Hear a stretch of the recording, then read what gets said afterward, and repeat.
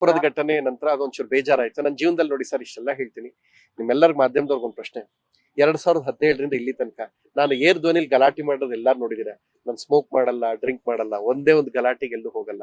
ಅವತ್ತೊಂದು ಆಗಿತ್ತು, ಯಾರು violation of ನಂತರ ಕೋರ್ಟ್ ಆರ್ಡರ್ ಇದೆ, ಇಂಜೆಕ್ಷನ್ ಆರ್ಡರ್ ಇದ್ರು, ಯಾರು ತಪ್ಪು ಮಾಡಿದ್ರು ಅದಕ್ಕೆ ಕಾನೂನಾತ್ಮಕವಾಗಿ ಕೋರ್ಟ್ ಮೂಲಕನೇ ಆರ್ಡರ್ ಬಂದಿದೆ. ಸೊ ಅದನ್ನ ಫಾಲೋ ಅಪ್ ಆಗ್ತಾ ಇದೆ. ಸತ್ಯ ನಿಮ್ಗೆ ಗೊತ್ತಾಗುತ್ತೆ. ಅವತ್ತು ನಾನು ಧೈರ್ಯವಾಗಿ ನಿಮ್ ಮುಂದೆ ಬರ್ತೀನಿ ಸರ್. ಯಾರಿಗಾದ್ರೂ ಬೇಜಾರಾಗಿರುತ್ತೆ ಅಂದ್ರೆ ನಾವು ತಿದ್ದುಕೊಂಡು ಮುಂದಕ್ಕೆ ಬೇರೆಯವ್ರ ಪಾಠ ಹೇಳೋಣ ಸರ್. ಕಾನೂನಾತ್ಮಕವಾಗಿ ಎಲ್ಲರನ್ನ ಗೌರವಿಸೋಣ. ಅದೆಲ್ಲದಕ್ಕಿಂತ ಹೆಚ್ಚಾಗಿ ವಿಷ್ಣು ಸರ್ದೇ ಗುಡ್ ನ್ಯೂಸ್ ನೀವು ಹೇಳಿದೀರಾ, ನೀವು ನಮಗ್ ಕೊಟ್ಟಿದ್ದೀರಾ ಅಂದಾಗ ನಾನು ಫೋನ್ ಯೂಸ್ ಮಾಡ್ತಾ ಇಲ್ಲ, ನೋಡ್ತಾ ಇಲ್ಲ. ಇತ್ತೀಚೆಗೆ ಎಲ್ಲದರಿಂದ ದೂರ ಆಗಿ ನಾನು ಅನ್ನೂರ್ ಕೊಳ್ಳೇಗಾಲದ ಹತ್ರ ಇದ್ದೀನಿ, ತೋಟದಲ್ಲೇ ಇರೋದು ನಾನೀಗ. ಸೊ ಅಕಸ್ಮಾತ್ ಇದ್ದೀರಿ ಎಷ್ಟೊತ್ತಿಗೆ ನಾನೇ ಈ ಇನ್ಸಿಡೆಂಟ್ ಯಾವಾಗ ಸಮಾಧಿ ಹೊಡೆದಾದ ಅದೇ ದಿನ ಯಾಕಂದ್ರೆ ನಾನು ಪ್ರತಿ ಸಿನಿಮಾ ಕಾರ್ಯಕ್ರಮಗಳಿಗೆ ಪೊಲಿಟಿಷಿಯನ್ಸ್ ಇರ್ಬೋದು, ಸ್ಟಾರ್ಸ್ ಎಲ್ಲ ಬರ್ತಿರೋ ಈಶ್ವರ್ ಖಂಡ್ರೆ ಸರ್ನ ಹೋಗಿ ಅವತ್ತೇ ಫಾಲೋ ಅಪ್ ಮಾಡೋದು. ಸ್ವಲ್ಪ ಮಾನಸಿಕವಾಗಿ ಬೇಜಾರಾಗುತ್ತೆ, ಯಾಕಂದ್ರೆ ಮಾಡದಿರೋ ತಪ್ಪು ವಿಚಾರದಲ್ಲಿ ಗಲಾಟೆ ಬಂದಿತ್ತಲ್ಲ. ಈಗಲೂ ನಾನು ಯಾರ ಮೇಲೆ ಆರೋಪನೂ ಮಾಡಕ್ ಹೋಗಲ್ಲ, ಏನು ಮಾಡಕ್ ಹೋಗಲ್ಲ. ಯಾರು ಕೋರ್ಟ್ ಆರ್ಡರ್ನ ವೈಲೇಷನ್ ಆಫ್ ಇಂಜೆಕ್ಷನ್ ಇದು ಬೇಲ್ ಆರ್ಡರ್ನ ಯಾರು ಇದ್ ಮಾಡಿದಾರೋ ದೇವ್ರು ಕಾನೂನು ನೋಡ್ಕೊಳತ್ತೆ. ನಾವ್ ಯಾರಿಗೂ ತೊಂದರೆ ಮಾಡೋ ಉದ್ದೇಶ ಇಲ್ಲ ಸರ್. ಆಗಿರೋದನ್ನ ಭಗವಂತ ನೋಡ್ಕೊಳ್ತಾನೆ.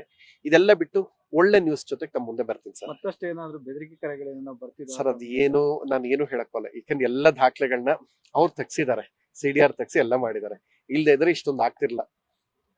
ನೋಡಿ ಸರ್, ನಾನು ಊರಲ್ಲೇ ಇರೋದ್ರಿಂದ ಏನಂತ ನಾನು ಫೋನೇ ಯೂಸ್ ಮಾಡ್ತಾ ಇಲ್ಲ, ಎಲ್ಲ ಬೇರೆಯವ್ರು ನೋಡ್ಕೋತಾರೆ ಈಗ. ಯಾಕಂದ್ರೆ ನಿಲ್ಸ್ಬಿಟ್ಟಿದೀನಿ ಈಗ. ಇದಾಗಿರುವಂತ ಇನ್ಸಿಡೆಂಟ್ ಮನ್ಸಿಗೆ ಸ್ವಲ್ಪ ಬೇಸರ ಆಗಿದೆ. ಎರಡನೇದು ಆದಷ್ಟು ಕಡಿಮೆ ಮಾತಾಡೋಣ ಅನ್ಕೊಂಡಿದೀನಿ. ನಿಮ್ಮೆಲ್ರಿಗೂ ಒಳ್ಳೇದಾಗ್ಲಿ ಸರ್. ಒಳ್ಳೆ ನ್ಯೂಸ್ ವಿಷ್ಣು ಸರ್ ಕೊಡ್ತಾ ಇದೀರ. ಆ ನ್ಯೂಸ್ ಸಂಭ್ರಮದ ಮಧ್ಯೆ ಇಂಥ ಕ್ಷುಲ್ಲಕ ವಿಚಾರಗಳನ್ನ ಬಿಟ್ಬಿಡೋಣ ಸರ್. ಅಂಡ್ ತಪ್ಪು ಯಾರು ಮಾಡಿರ್ತಾರೋ ಅವ್ರ ದೇವ್ರು ಭಗವಂತ ಶಿಕ್ಷೆ ಕೊಡ್ಲಿ. ಇಲ್ಲಿನ ಕಾನೂನು ತಪ್ಸ್ಕೋಬಹುದು, ಇನ್ನೆಲ್ಲೋ ತಪ್ಸ್ಕೋಬಹುದು, ಭಗವಂತನ ಕಾನೂನು ಯಾರು ತಪ್ಸ್ಕೊಳಕ್ಕಾಗಲ್ಲ ಸರ್. ಅವ್ರಿಗೆ ಒಳ್ಳೇದಾಗ್ಲಿ. ಆಗುತ್ತೆ ಶೀಘ್ರದಲ್ಲೇ. ನಿಮಗ್ ಸತ್ಯ ನನಗೆ ಇರೋದು ಏನ್ ಗೊತ್ತಾ ಕಾಡ್ತಾ ಇರೋದು, ನಿಮಗ್ ಸತ್ಯ ಗೊತ್ತಾಗ್ಲಿ ಅಂತ. ಗೊತ್ತಾದ ತಕ್ಷಣ ನಂಗೇನ್ ಕೋರ್ಟ್ ಕೇಸ್ ಬೆಳೆಸ್ಬೇಕು ಅಂತೆಲ್ಲ ನಾನು ಇಲ್ಲ ಸರ್. ಯಾರನ್ನ ಅರೆಸ್ಟ್ ಮಾಡಿ ನಾನ್ ದೊಡ್ಡ ಮನುಷ್ಯ ಹಾಕ್ಸ್ಬೇಕು ಅನ್ನೋದು ನಂಗೆ ಏನು ಇಲ್ಲ. ಸತ್ಯ ಜನಕ್ಕೆ ಗೊತ್ತಾಗಬೇಕು. ನಿಜವಾಗ್ಲೂ ನನ್ನ ಲೈಫಲ್ಲಿ ಸರ್ ಯಾರಿಗೂ ಏರು ಧ್ವನಿಯಲ್ಲಿ ಮಾತಾಡದೆ ಅಷ್ಟೆಲ್ಲ ಆಯ್ತಲ್ಲ ಸರ್. ಸುಪ್ರೀಂ ಕೋರ್ಟ್ ಜಡ್ಜ್ಮೆಂಟ್ ಬಂತಲ್ವಾ, ಎಷ್ಟು ಜನ ಮಾಧ್ಯಮದವ್ರು ಕೇಳಿದ್ರು, ಪ್ರಥಮ್ ನೀವು ಗೆದ್ರಿ ಮಾತಾಡಿ ಅಂತ. ಎಲ್ಲಾರು ಒಂದ್ ಮಾತು ಹೇಳ್ದ ಸರ್, ಯಾರ ಮೇಲೂ ನಮ್ಗೆ ದ್ವೇಷ ಇಲ್ಲ ಸರ್. ಅವ್ರಿಗೆ ಒಳ್ಳೇದಾಗ್ಲಿ. ನಾನು ಊರಲ್ಲ ಆರಾಮಾಗಿ ಒಂದು ತೋಟ ನೋಡ್ಕೊಳ್ತಾ ಇದ್ದೀನಿ, ಮನ್ಸಿಗೆ ನೆಮ್ಮದಿ ಇದೆ. ಇರೋ ಸಿನಿಮಾ ರಿಲೀಸ್ ಸಮಯಕ್ಕೆ ಬರ್ತೀನಿ, ಆಗ ಬಂದು ನಿಮ್ನೆಲ್ಲಾರನ್ನು ಕಾಣ್ತೀನಿ, ನಿಮ್ಮೆಲ್ಲರಿಗೂ ಸತ್ಯ ಹೇಳ್ತೀವಿ, ನಿಮ್ಮೂರ್ ಪ್ರಮೋಷನ್ ಬರ್ತೀವಿ, ನಿಮ್ ಹತ್ರ ಗೆದ್ದು ಶಬಾಷ್ ಅನ್ಸ್ಕೊಂಡು ಹೋಗ್ತೀವಿ. ಇದಿಷ್ಟೇ ಜೀವನ. ನೀವೇ ಸುಪ್ರೀಂ ಕೋರ್ಟ್ ವಿಚಾರ ಎತ್ತಿದ್ರೆ ತೀರ್ಪಿನ ಬಗ್ಗೆ ನಿಮ್ಮ ಅಭಿಪ್ರಾಯ ಸರ್? ನೇರವಾಗಿ ಹೇಳ್ತೀನಿ ಕೇಳಿ ಸರ್. ನಂದು ಒಂಥರ ಹೆಂಗರಡು ಸರ್. ನಂದು ಒಂದು ಕೋಪದಲ್ಲಿ ಏನೋ ರೇಗ್ ಮಾತಾಡ್ಬಿಡ್ತೀನಿ. ನಿಜವಾಗ್ಲೂ ಯಾರಿಗಾರು ಬೇಜಾರಾಯ್ತು, ಯಾರಿಗಾರು ತೊಂದರೆ ಆಯ್ತಾ ಇದೆ ಅಂದಾಗ ಬೇಗ ಕರಗ್ಬಿಡ್ತೀನಿ ಸರ್. ದೇವರಾಣೆ ಅವ್ರ ಕಷ್ಟ ಆಯ್ತಾ ಇದೆ ಅಂದಾಗ ನನ್ ಮನ್ಸಿಗೆ ನೋವಾಗುತ್ತೆ. ಕಾನೂನ್ ಮುಂದೆ ನಾನು ಕೋರ್ಟನ್ನ ಇನ್ನೂ ನೋಡೇ ಇಲ್ಲ. ನಿಜ ಹೇಳ್ತೇನೆ ಅಂತ ಫೋನೇ ಇಲ್ಲ ಸರ್. ಯಾಕೆಂದ್ರೆ ಈ ಇನ್ಸಿಡೆಂಟ್ ಆದಾಗ ತುಂಬಾ ಥ್ರೆಟಿಂಗ್ಸ್ ಬರಕ್ ಶುರುವಾಯ್ತಲ್ಲ.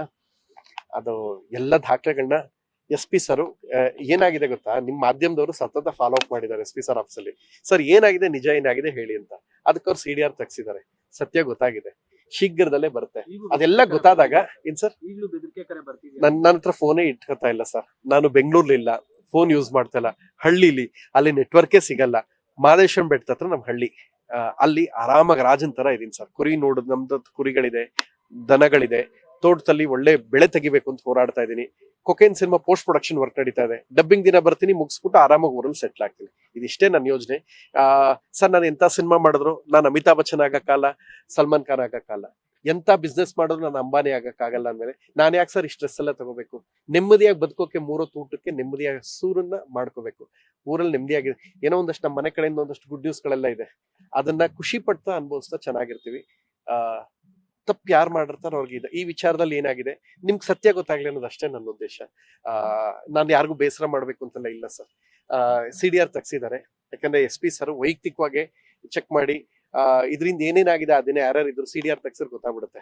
ಈಗ ನೀವು ಇಲ್ಲಿದ್ದೀರಾ, ನಿಮ್ಗೊಂದು ಪ್ರಶ್ನೆ ಕೇಳ್ತೀನಿ, ಉತ್ತರ ಹೇಳಿ ಕೊಡಿ ಸರ್. ಈಗ ಒಂದು 3 hours ಇಲ್ಲಿರ್ತೀರಾ ಅನ್ಕೊಳ್ಳಿ, ನಾನು ಇಲ್ಲಿಲ್ಲೇ ಇಲ್ಲ ಅಂತ ನೀವು ಹೇಳಕ್ ಬರಲ್ಲ. ನಿಮ್ ಫೋನ್ 3 hour ಯಾವ ನೆಟ್ವರ್ಕ್ ಕಡಿಲಿತ್ತು ಅಂತ ಗೊತ್ತಾಗ್ಬಿಡುತ್ತೆ. ಸೊ ಅಲ್ಲಿ ತೆಗ್ಸಿದ್ದಾರೆ.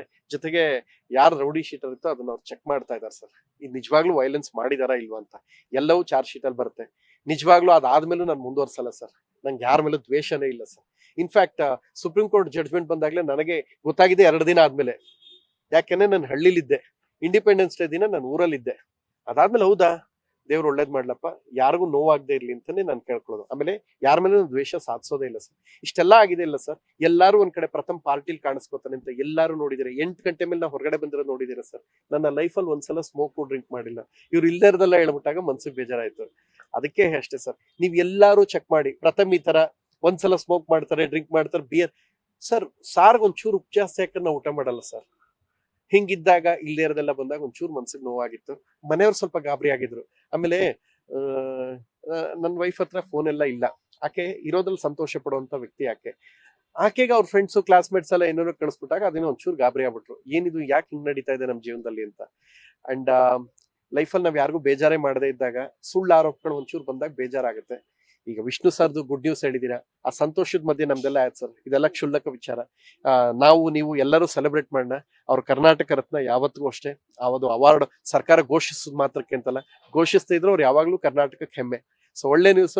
18ನೇ ತಾರೀಕು ಬರ್ತಡೇ ಒಳಗೆ ಅನೌನ್ಸ್ ಆಗುತ್ತೆ. ಸರ್ಕಾರ ವಶಪಡಿಸ್ಕೊಂಡು ಕಾನೂನಾತ್ಮಕವಾಗಿ ಏನ್ ಬೇಕು ಅಲ್ಲಿಗೆ ಆಕ್ಚುಲಿ ಇಂಜೆಕ್ಷನ್ ಅವ್ರ ತರೋಕ್ಕೂ ಮುಂಚೆ ಸರ್ಕಾರದಿಂದ ಪಿಟಿಷನ್ ಹಾಕ್ಬೇಕು ಅಂತ ವೀರಕಪತ್ರ ಶ್ರೀನಿವಾಸ್ ಅವ್ರಿಗೆ ನಾವು ಸತತ ಫಾಲೋ ಅಪ್ ಮಾಡಿ. ಯಾಕಂದ್ರೆ ನಾವು ಮಾತ್ರ ಬದುಕಿರೋದಲ್ಲ ಸರ್, ನಮಗೂ ಮುಂಚೆ ದೊಡ್ಡ ಸಾಧನೆ ಮಾಡಿದ್ರು ವಿಷ್ಣು ಸರ್. ಅವ್ರು ಅನುಭವಿಸಿರೋ ನೋವು, ಯಾತನೆ, ಅವ್ರು ಮಾಡಿರೋ ಸಾಧನೆ, ಇದೆಲ್ಲ ತಲೆಯಿದ್ದಾಗ ಒಳ್ಳೆ ವಿಚಾರ ಮಾಡಿ ಅಂದಾಗ ಇದಕ್ ಜೊತೆಲಿ ನಿಂತ್ಕೋತೀವಿ. ಇಂಥದೆಲ್ಲ ಕ್ಷುಲ್ಲಕ ವಿಚಾರ ಬಿಟ್ಬಿಡೋಣ ಸರ್. ಮತ್ತೊಂದು ದೂರ ಏನಾದ್ರು ಕೊಟ್ರ ಸರ್? ನಾನು ಏನು ಹೇಳಲ್ಲ ಸರ್, ಏನು ಕೇಳಬೇಡಿ, ನಾನೇನು ಹೇಳಲ್ಲ. ನಾನು ಯಾರ ಮೇಲೆ ದೂರ್ ಕೊಡ್ಬೇಕು ಇದು ಅಲ್ಲ ಸರ್. ಸ್ವಲ್ಪ ದಿನದಲ್ಲಿ ಸತ್ಯ ಗೊತ್ತಾಗುತ್ತೆ. ಸತ್ಯ ಗೊತ್ತಾದ್ಮೇಲೆ ನಾನು ಅದನ್ನೇ ನಾನೇ ವಾಪಸ್ ತಗೊಂಡ್ಬಿಡ್ತೀನಿ. ನಂಗೆ ನಿಮಗ್ ಸತ್ಯ ಗೊತ್ತಾಗ್ಬೇಕು ಸರ್, ಅದಾದ ತಕ್ಷಣ ವಾಪಸ್ ತಗೊಂಡ್ಬಿಡ್ತೀನಿ. ಅಲ್ಲ ಸರ್, ಲೈಫಲ್ಲಿ ಯಾರಿಗೂ ಏರ್ ಧ್ವನಿಲೇ ನಾನು ಮಾತಾಡೋದಲ್ಲ. ಅವತ್ತು ಕೂತ್ಕೊಂಡು ಪ್ರೆಸ್ ಮೀಟ್ ಅಲ್ಲಿ ಅಷ್ಟು ಕೋಪದಲ್ಲಿ ಮಾತಾಡ್ತೀನಿ ಅಂದ್ರೆ ಎಲ್ಲೋ ಒಂದ್ ಕಡೆ ತಪ್ಪಾಗಿರ್ಬೇಕಲ್ಲ ಸರ್. ಆಗದೆ ಇದ್ರೆ ಸುಮ್ನೆ ಮಾತಾಡಕ್ ಸಾಧ್ಯ ಸರ್? ಸುಮ್ಮನೆ ನಿಮ್ಮ ಮೇಲೆ ಯಾವ ತರ ಈಗ ಸಾಧ್ಯ ಇರುತ್ತೆ ಸರ್? ಎಲ್ಲೋ ಒಂದ್ ಕಡೆ ತಪ್ಪಾಗಿರ್ಬೇಕಲ್ವಾ? ಸೊ ಈಗ ಇದ್ಯಾವುದು ಬೇಕಾಗಿಲ್ಲ ನಂಗೆ. ನಾನು ಬೆಂಗಳೂರೇ ಬಿಟ್ಟಿದ್ದೀನಿ ಅಂದಾಗ ನಾನೇ ತಲೆ ಕೆಡ್ಸ್ಕೊಂಡು ಇರೋ ಸಿನಿಮಾ ಏನಿದೆ ಮುಗಿಸ್ಬೇಕು. ಡಬ್ಬಿಂಗ್ ಬರ್ತೀನಿ. ನೋ ಕೊಕೇನ್ ಫಾರಿನ್ ಶೂಟ್ ಇದೆ ಒಂದು ಸಾಂಗ್, ನಾನು ಕ್ಯಾನ್ಸಲ್ ಮಾಡಿಸ್ಬಿಟ್ಟೆ ಸರ್. ಈ ವಿಷಯ ಆದ್ಮೇಲೆ ಮನೇಲಿ ಬೇಡಪ್ಪ, ಎಲ್ಲೂ ಹೋಗೋದ್ ಬೇಡ, ಆರಾಮಾಗಿ ಊರಲ್ಲಿ ತೋಟ ನೋಡ್ಕೊಂತ ಹೇಳೋದು. ಈಗ ಎಲ್ಲಾ ಕಡೆ CCTV ಹಾಕ್ಸಿದೀವಿ. ಅಲ್ಲಿ ತೋಟದಲ್ಲಿ ಒಂದು 200 ಕುರಿ, 300 ಮೇಕೆ, 500 ನಾಟಿ ಕೋಳಿ ಹಾಕೊಂಡು ಕುರಿ ಮೇಯಿಸ್ಕೊಂಡು ಆರಾಮಾಗಿರ್ತೀನಿ. ರಾತ್ರಿ ಬೆಳಗ್ಗೆ 11 ಗಂಟೆಗೆ ಎದ್ರು ಯಾಕಪ್ಪ ನೀ ಲೇಟ್ ಆಗಿದ್ದೆ ಅಂತ ಕೇಳೋರು ಯಾರು ಇರಬಾರ್ದು. ಈಗ ಮಾಡಿರೋ ಸಿನಿಮಾ ರಿಲೀಸ್ ಮಾಡ್ತೀನಿ. ಅದ್ ಮಾಡದೆ ಮಾಡಕ್ಕಾಗಲ್ಲ ಸರ್. ಯಾಕಂದ್ರೆ ಎಲ್ಲೋ ಒಂದ್ ಕಡೆ ನಮ್ ಕೋಟಿ ಹಾಕ್ಬಿಟ್ಟವ್ರೆ, ಅವ್ರ ಹಿತನೂ ನೋಡ್ಕೋಬೇಕಲ್ವ ಸರ್. ಇದಿಷ್ಟೇ ಸಾಕು ಸರ್. ಸದ್ಯಕ್ಕೆ ಇದಿಷ್ಟಕ್ಕೆ ಮಾತ್ರ ನಾನು ಸೀಮಿತವಾಗಿಡಿ. ನಾನು ಯಾವುದೇ ಮಾತು ಯಾರನ್ನು ನೋಯಿಸೋ ಉದ್ದೇಶ ಇಲ್ಲ ಸರ್. ಎಲ್ರಿಗೂ ಒಳ್ಳೇದೇ ಬಯಸಲ್ಲ ಸರ್. ಒಳ್ಳೇದಾಗ್ಲಿ ಸರ್. By sir. ಲೇಟೆಸ್ಟ್ ಹಾಗೂ ಇಂಟ್ರೆಸ್ಟಿಂಗ್ ಸುದ್ದಿಗಳಿಗಾಗಿ ಬಾಸ್ ಟಿವಿ ಕನ್ನಡ ಚಾನೆಲ್ನ ಸಬ್ಸ್ಕ್ರೈಬ್ ಮಾಡಿ. ಹಾಗೆಯೇ ಬೆಲ್ ಐಕಾನ್ ಪ್ರೆಸ್ ಮಾಡಿ. ಇದರ ಜೊತೆಗೆ ಫೇಸ್ಬುಕ್, ಇನ್ಸ್ಟಾಗ್ರಾಮ್, ಎಕ್ಸ್ ನಲ್ಲೂ ಮಿಸ್ ಮಾಡದೆ ಫಾಲೋ ಮಾಡಿ.